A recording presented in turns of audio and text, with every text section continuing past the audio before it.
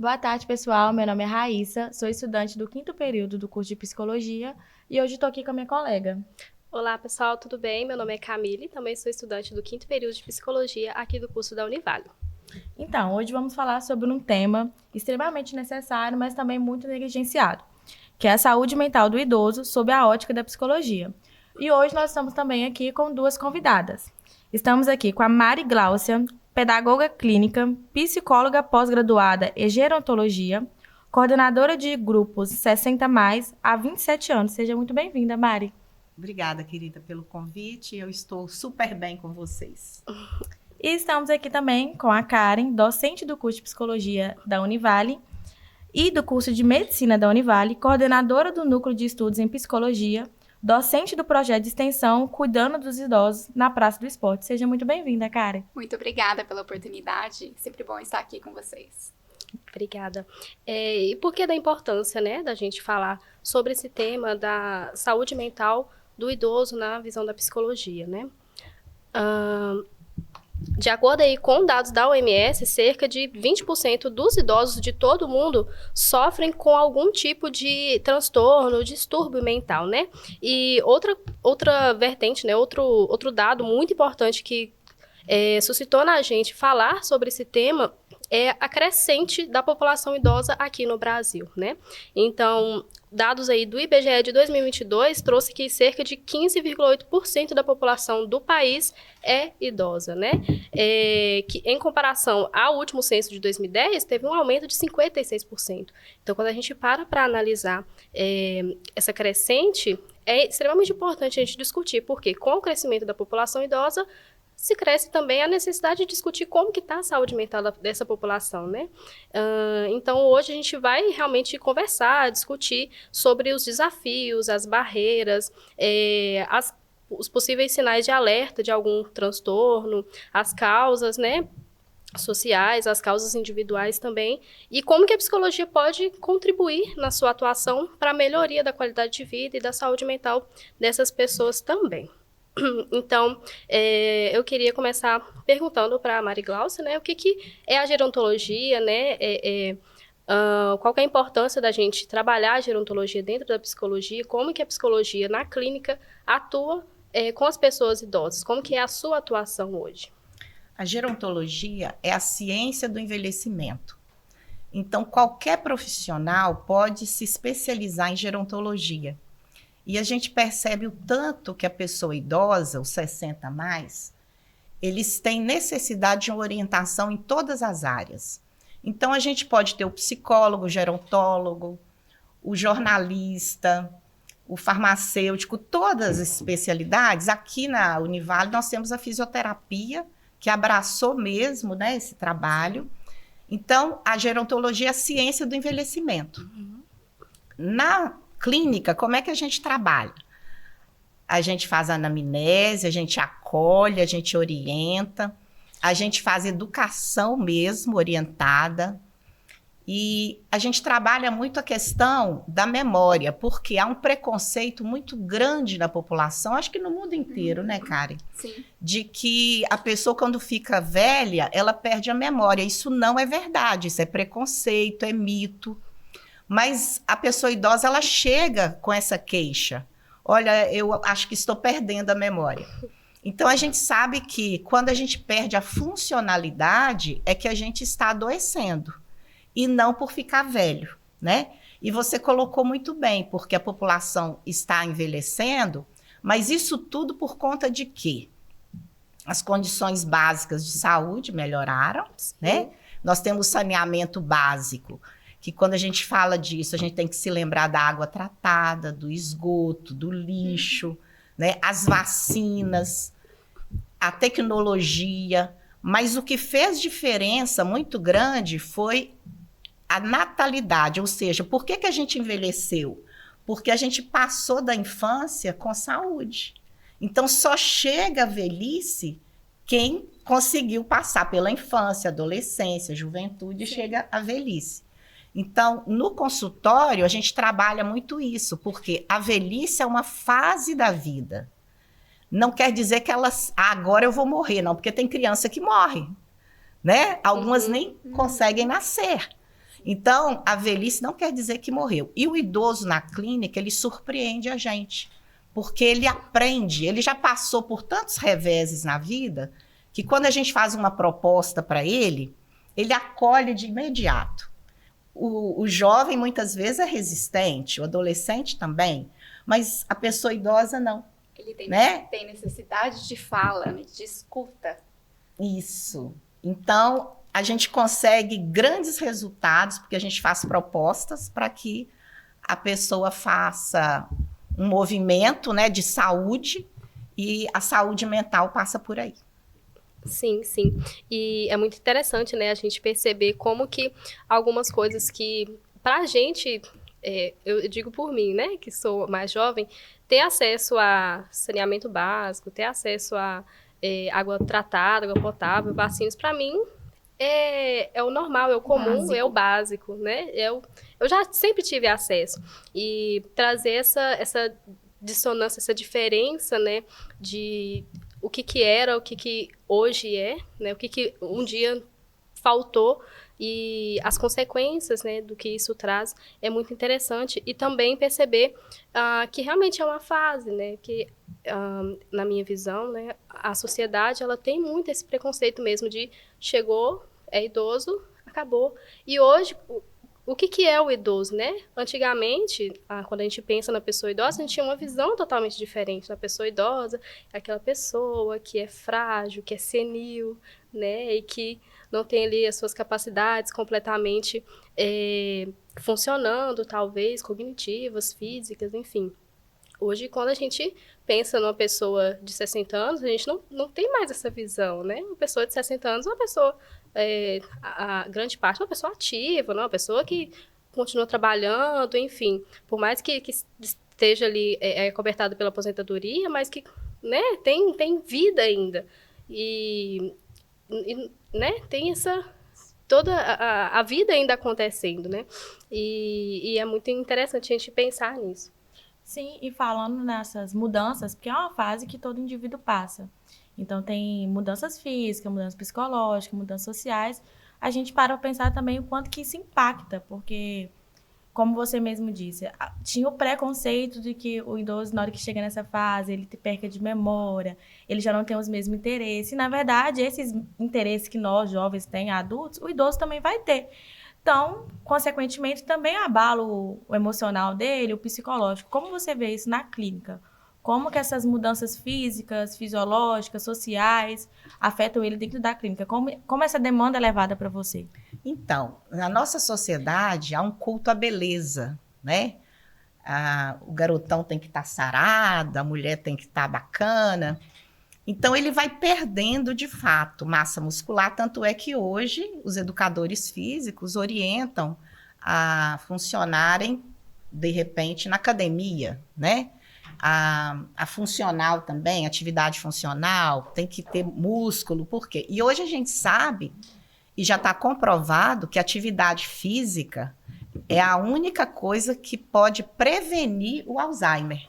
Sim. Porque você se mantém, né, inteiro, você consegue garantir sua autonomia, sua independência. E fazendo aqui um parênteses, autonomia é essa capacidade que a gente tem de decidir. E a independência é a capacidade que a gente tem de realizar o que decidiu. Então, quando essa pessoa chega à clínica, ela está desejosa de estar melhor. Então, eu acredito que todo profissional de qualquer área, ele quer dar para você condições de você chegar ao seu máximo, à sua plenitude. Então, quando você chega ao consultório da psicologia, você quer também chegar à sua plenitude. Então, seja lá quem for, o educador físico também, ele vai chegar ao máximo daquela pessoa, o que ela consegue realizar. Agora, é algo muito interessante, a gente não pode ficar se comparando com ninguém. A única pessoa que você tem que se comparar é com você mesma. Então, eu preciso ser melhor hoje do que eu fui ontem. E amanhã eu serei melhor do que hoje. Então, essa questão de... eu quero ter esse corpo, né? Da Gisele, não tem jeito. É só a Gisele, ela é única, né? E nós somos únicos também. Então, a gente tem que perceber o que restou, não o que eu perdi. Então, às vezes, a gente chora muito pelo que a gente perdeu e esquece de celebrar o que a gente ainda tem. E a pessoa idosa, ela tem muita sabedoria. O repertório dela é melhor do que do jovem. Então, a gente só fica de olho, a gente foca naquelas características que os idosos fragilizam. E o que ele tem de potencial é muito bom. Algo que eu preciso até falar com vocês, por exemplo, o professor aqui da Univale, ele se aposenta. Ele não vai deixar de ser professor. Ele pode ter 80 anos, é o professor. Então, às vezes, a gente fala, é o ex-professor. Não, ele é professor. Então, isso também fragiliza a pessoa. Ela contribuiu tanto, né, para a universidade e agora ela já não é mais nada? Ela está lá sozinha, ninguém a procura. Então, é muito bacana. A professora Karen, né, quando ela se aposentar, ela continua sendo a professora Karen. É uma questão de Né? identidade, né? Sim, já ia falar aí, Formação igual de identidade. tem o meu avô, né, que ele também já tá de idade, ele teve agora AVC. E a gente estava numa discussão em casa muito sobre isso, sobre identidade, como que afeta você tirar a identidade da pessoa. Então, a gente estava conversando com as filhas dele, na forma de tratar e falar. Ele não deixou de ser pai, ele não é agora um indivíduo adoecido, ele continua pai. Então, tipo assim, a forma de lidar com ele tem que ser a mesma forma que vocês lidavam até o adoecimento. Então, eu acho que vai muito disso também. Eu acho que talvez ele sente um abalo nessa perca de identidade que outras pessoas colocam nele. Então, é um fator que dá pra gente perceber e é como você falou. Quem foi professor, a profissão que a pessoa carregou a vida inteira, ela não deixa de ainda estar ativa porque ela chegou numa idade ou que ela se aposentou daquela profissão ou que ela já não tem mais a capacidade, não, vamos dizer... não é a Pode capacidade. até ser, Eu acho que potencial, né? para estar atuando naquele momento, ele não deixou aquela identidade para trás. Eu acho que isso é importante também, para ele se entender como indivíduo, como importante daquele ambiente, daquele núcleo familiar. Isso tem muito a ver com uma perspectiva sócio-histórica, né, cultural sobre o idoso, né? Então, eu fico pensando que essa perspectiva de identidade de um idoso que, como a logo, né, a logomarca do idoso antes era qual? Nós estávamos conversando sobre isso antes. Era o idoso com uma bengala.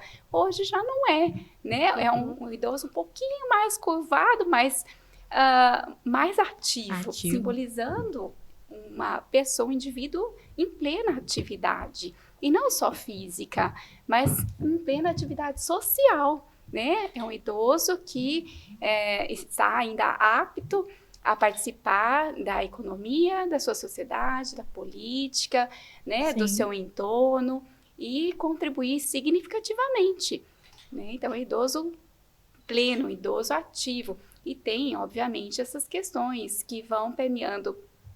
É uma questão cultural, né, de inferência dos indivíduos acerca de uma faixa etária e que podem e acabam, sim, impactando na percepção sobre si, na questão da saúde mental, né, em maior tristeza, frustração, né, quem eu sou agora, né? Sim. Então, essa questão ela é muito importante. Chega bastante na clínica, chega em outros contextos também, né? Mas é importante pontuar que há uma mudança. A própria política nacional do idoso, ela traz essa mudança, né?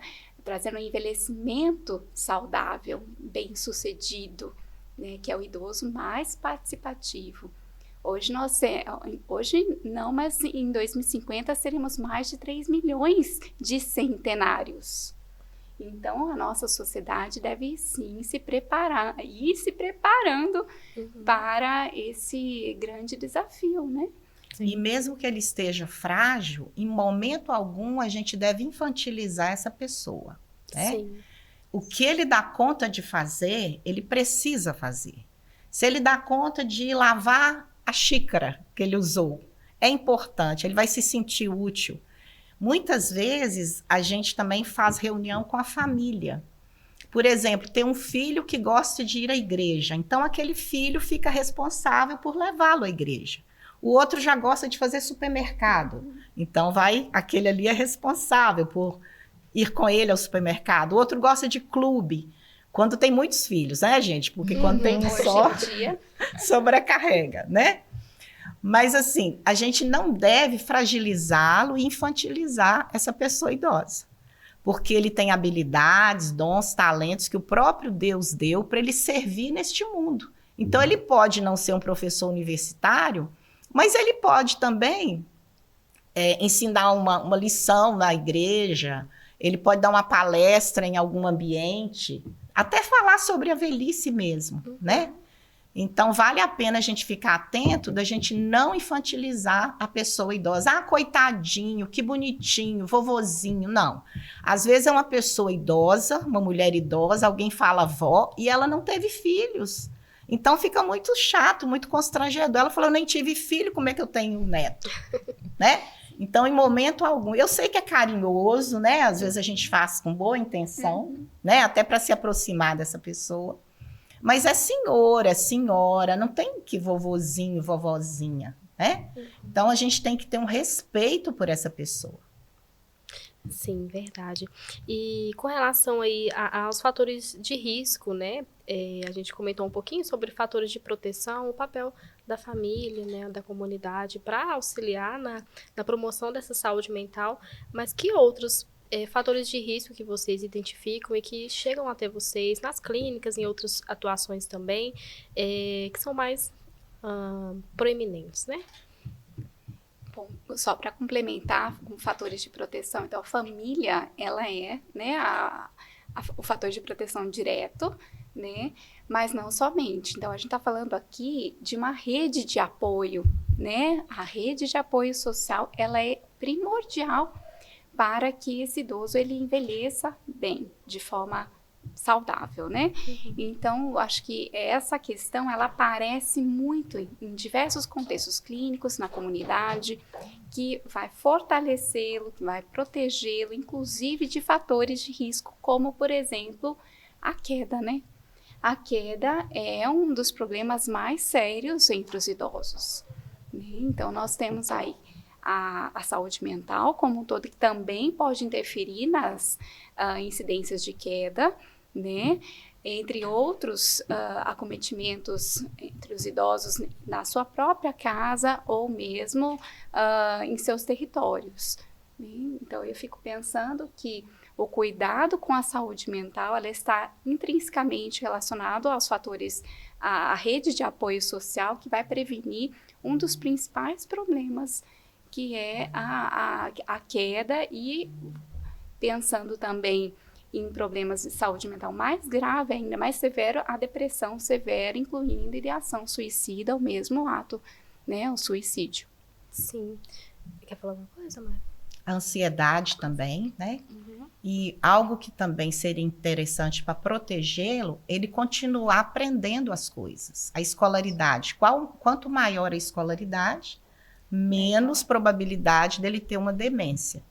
E a questão da atividade física, né? Eu me lembro que na década de 70, 80, foi o boom da saúde física, né? Era educação física para todo lugar. Agora é o boom da saúde mental. E a gente precisa atentar para isso, né?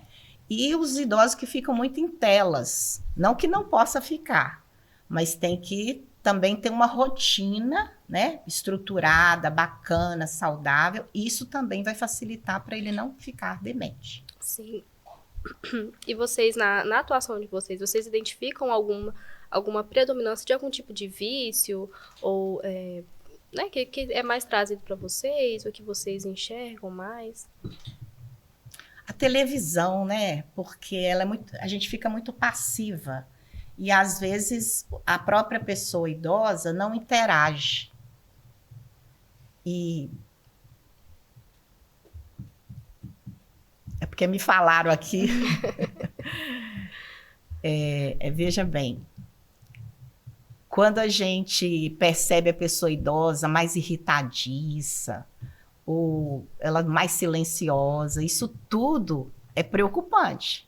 E por ela não dar trabalho, ninguém se importa, né? Se ela ficar gritando, fazendo algum espetáculo, né? Que todo mundo fica atento. Mas aquela pessoa idosa que está quieta, talvez ela esteja sentindo mais dor ainda. E a gente precisa perceber que os sinais são aqueles comportamentos que a gente percebe. Os sintomas só ela sabe, né? Então, muitas vezes ela está com a depressão, com um quadro depressivo ou um quadro ansioso e a gente não está percebendo. Então, vale a pena a gente ficar de olho nessa pessoa. E dá para ela, é o que você falou, a possibilidade de falar, de se expressar. Porque os 60 a mais são de uma geração que não se expressaram muito. Eles cuidaram dos outros, mas eles não aprenderam a se cuidar. Então, chega agora, eles vão ter que se cuidar também, porque a população é ativa, né? E há muita gente retornando ao mercado de trabalho, vocês sabem disso. Antigamente, não. Quem tinha 25 anos não era nem contratado pelas estatais, porque morria cedo. E agora não, os 60 mais estão voltando ao mercado de trabalho, né? Ainda tem muito potencial. Sim, sim. E essa questão do suicídio, né, que a Karen introduziu e comentou também, é um tópico que hoje é pouco comentado, mas que também necessita de ser trazido, né?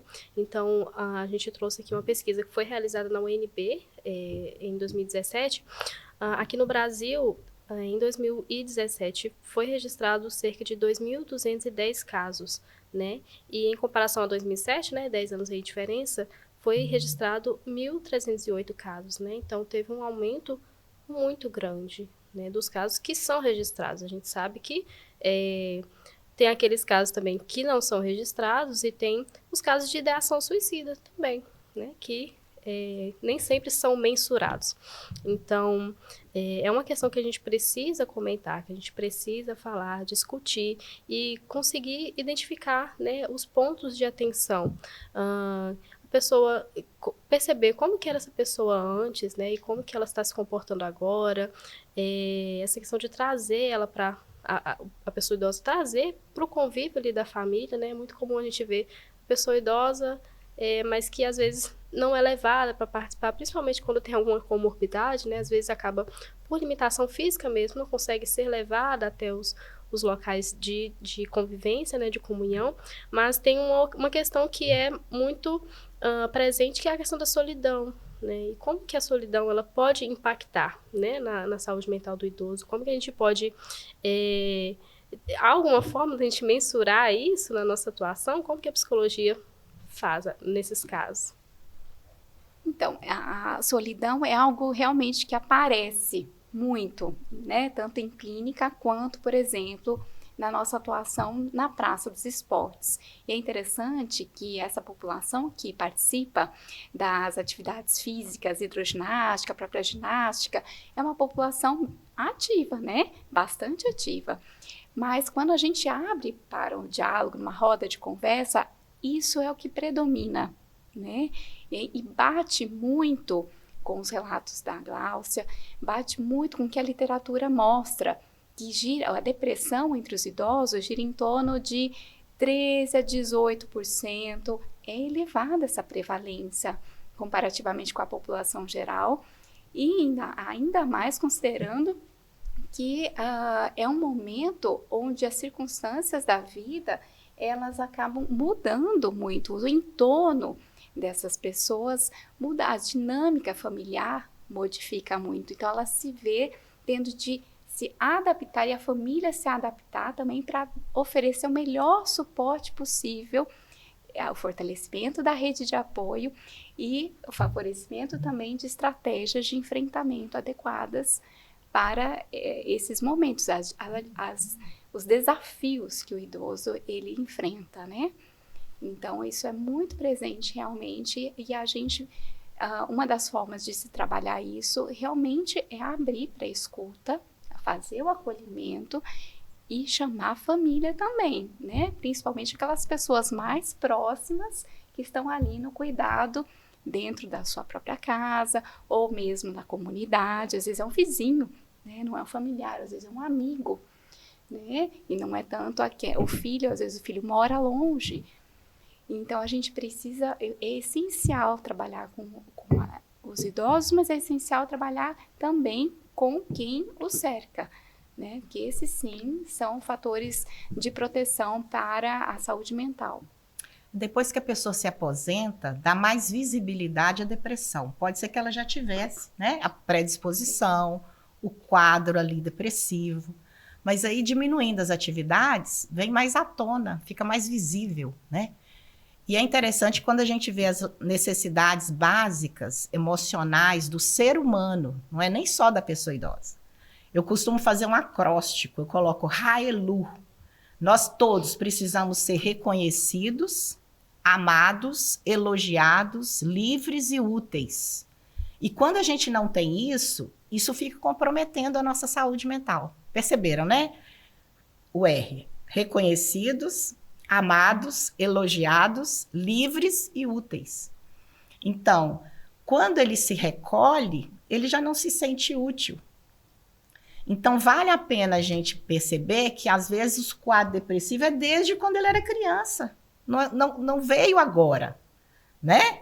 E aí, quando a pessoa percebe assim, o idoso fica depressivo, não, é porque deflagrou, é porque veio à tona, porque alguém pode ir até 100 anos sem ter tido, né, esse grande... A gente se deprime de vez em quando por alguma situação.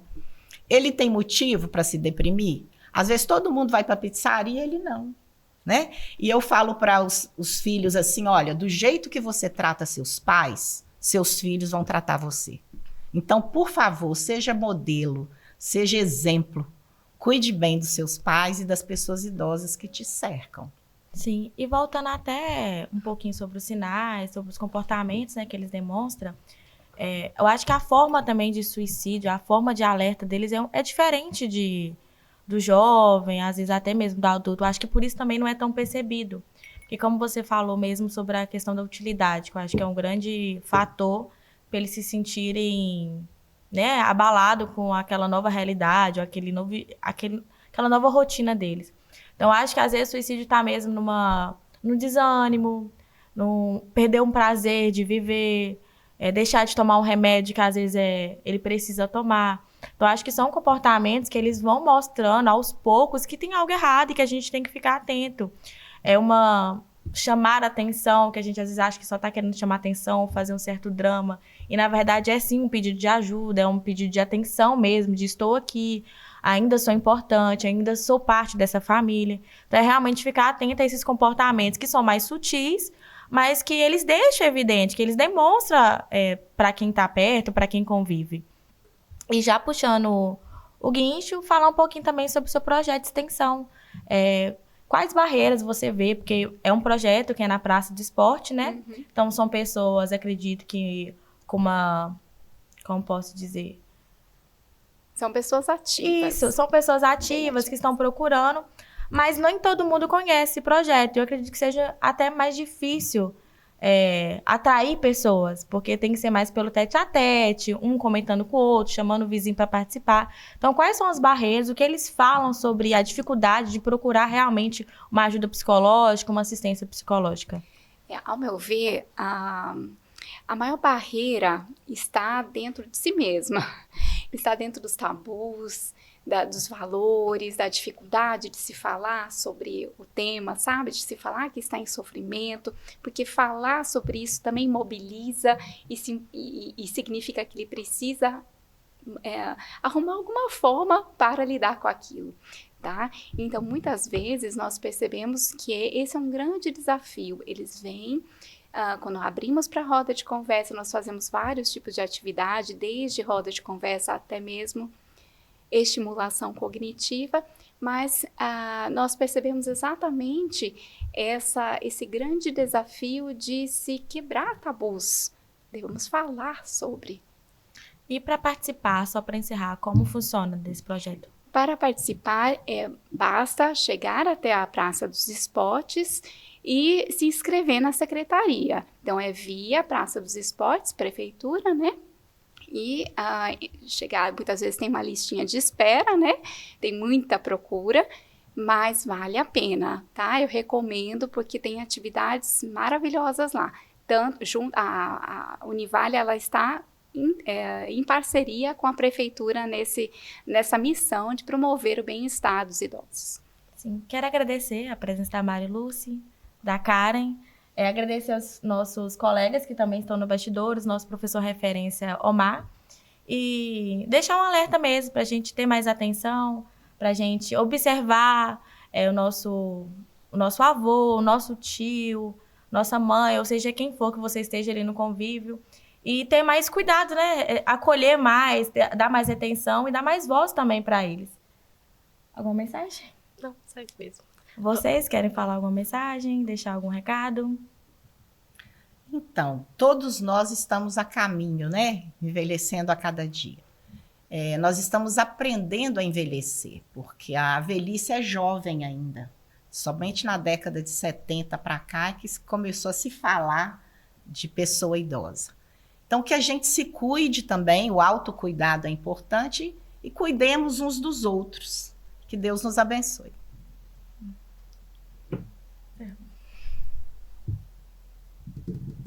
Encerrou? Acabou.